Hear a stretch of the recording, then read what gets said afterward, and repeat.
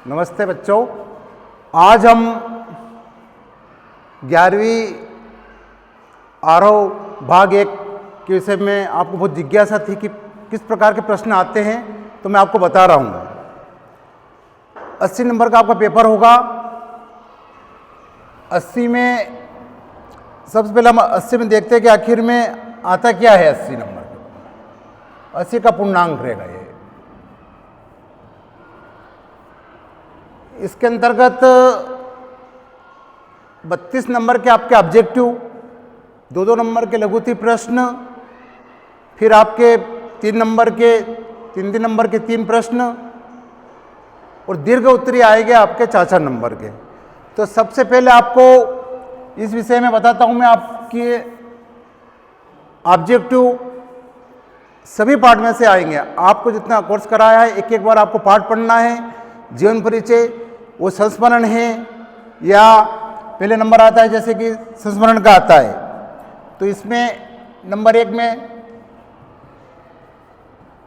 संस्मरण, वो पाठ संस्मरण है, नाटक है या उपन्यास है, ये आपको संस्मरण में मिल जाएगा।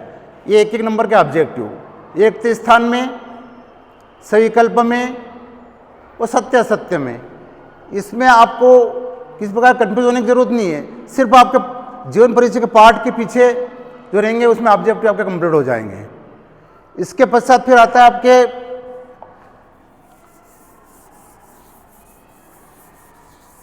Question answer. क्वेश्चन आंसर में एक शब्द एक वाक्य। जैसे उदाहरण के लिए कहता हूं मैं कि हिंदी साहित्य के काल को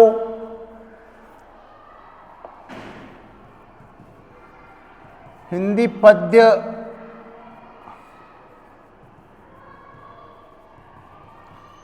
साहित्य को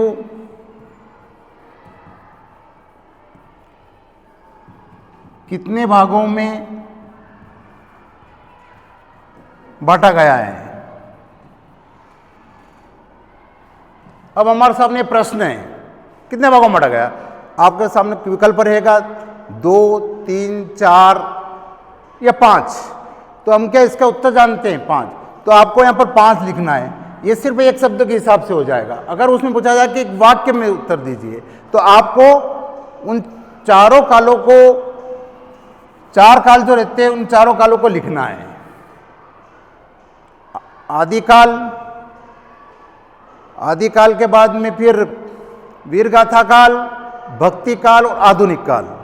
और आधुनिक काल के अंदर फिर हम प्रयोगवाद, प्रगतिवाद, नई कविता, ये सभी के इनकी 2-2 लेखक, कवि, इनकी रचनाएं 2-2 सभी याद कर लेना आप। और उसके लेखक के नाम और रचनाएं, कवि के नाम और रचनाएं, ये 2-2 मैंने आपको बताया था क्लास में।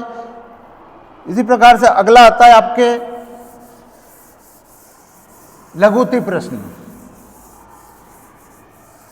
लघुत्तरी प्रश्न में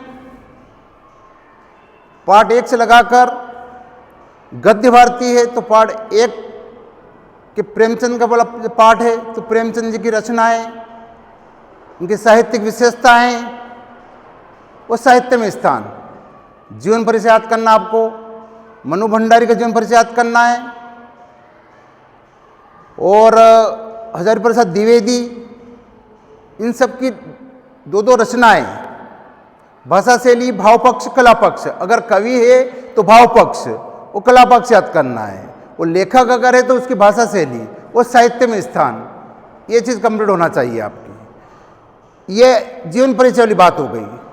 जीवन परिचय में 2 रचनाएं, भाव पक्ष, कला पक्ष और साहित्य में स्थान, ये दोनों का लेखक और कवि दोनों को याद करना है। फिर आपका अगला नंबर आता है दीर्घोत्तरी। दीर्घोत्तरी में जो प्रश्न हैं जो मैं आपको लिखा रखे हैं किताब के हिसाब से, उसमें आपको कंप्लीट करना है। जो भी कॉपी के अंदर लिखा है उसके अलावा कुछ नहीं आएगा। ये आपके 3-3 नंबर में तो जीवन परिचय हो जाएगा। एक 3 नंबर का जीवन परिचय बिंदु के आधार पर। नंबर 1 रचनाएं 2, दूसरा आता है साहित्यिक विशेषताएं।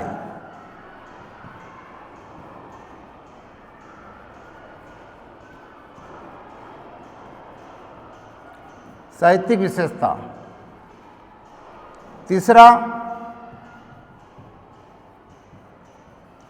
साहित्य में स्थान। इतना आपको ये 3-3 नंबर के 2 क्वेश्चन रहेंगे और एक 3 नंबर का आएगा जिसमें हमने प्रयोगवाद, छायावाद, प्रगतिवाद जो पढ़ा है, इन तीनों में से एक ही विशेषताएं, इनके कवि और विशेषता के साथ प्रवृत्ति और विशेषता दोनों एक रहती है। अगर आपके सामने प्रवृत्तियां पूछी जाए तो आप कंफ्यूज मत होना, क्योंकि प्रवृत्तियां ही विशेषता कहलाती है। उनकी प्रवृत्तियां या विचार, प्रवृत्तियां या विशेषताएं।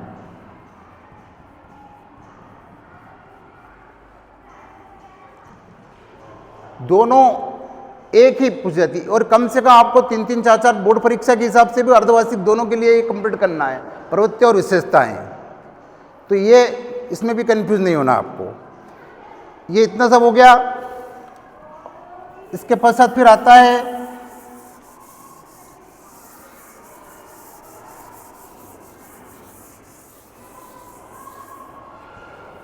निबंध। सबसे पहले निबंध जो त्रैमासिक पूछा गया, इसके बाद पहले आता है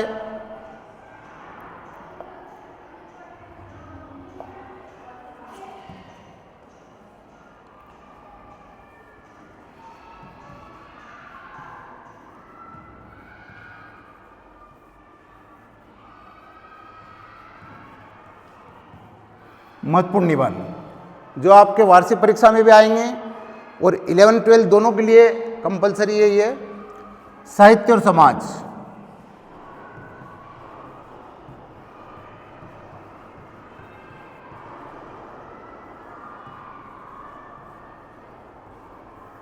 दूसरा आता है प्रदूषण,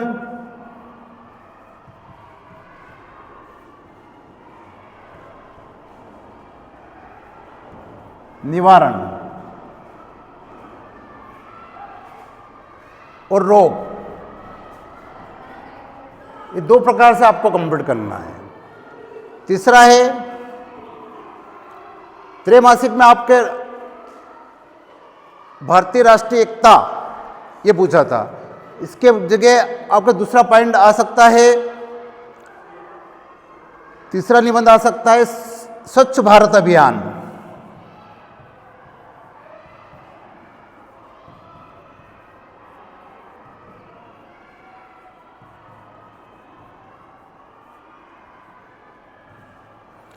स्वच्छ भारत अभियान, ये तीनों निबंध आपको कंप्लीट करना है।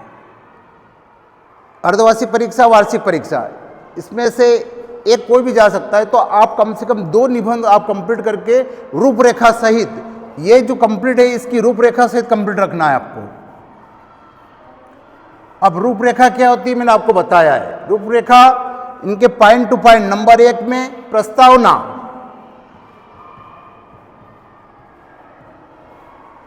साहित्य की प्रस्तावना, समाज क्या होता है, साहित्य क्या होता है, इसके विषय में प्रस्तावना आपको देना है।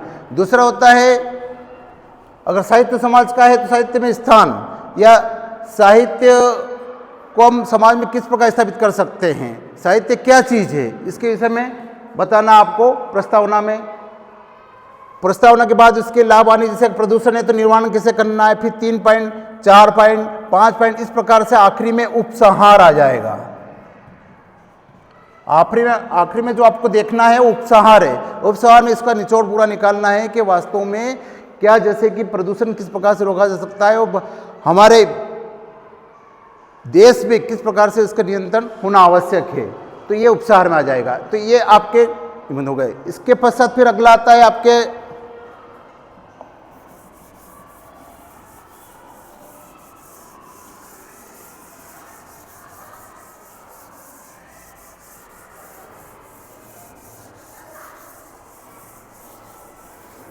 प्रार्थना पत्र।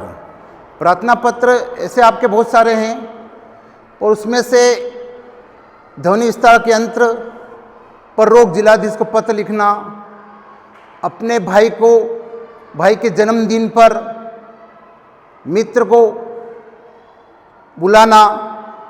तीसरा है आपकी 10th की अंक सूची अगर घूम गई है तो द्वितीय प्रतिलिपि, ऐसा आएगा लिखा हुआ, द्वितीय प्रतिलिपि बोर्ड से मंगाना, उसकी एप्लीकेशन भी आपको लिखना है। ये एप्लीकेशन का चैप्टर हो गया। इसके पश्चात फिर आता है आपके कि आपके व्याकरण, ग्रामर देखना है। तो ग्रामर के लिए कौन कौन से प्रश्न तैयार कर सकते हो आप? शब्द शक्ति,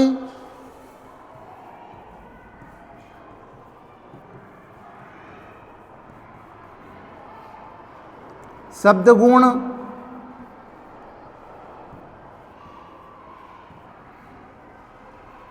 शब्द युग्म,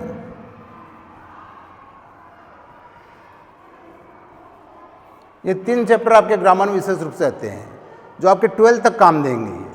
शब्द शक्ति, शब्द गुण और शब्द गुण शब्द युग्म, ये तीनों के प्रकार और तीनों कंप्लीट होना चाहिए। इस प्रकार से आपके पेपर में कुछ भी नहीं छूटा है, आपको ये कंप्लीट करना है। Thank you.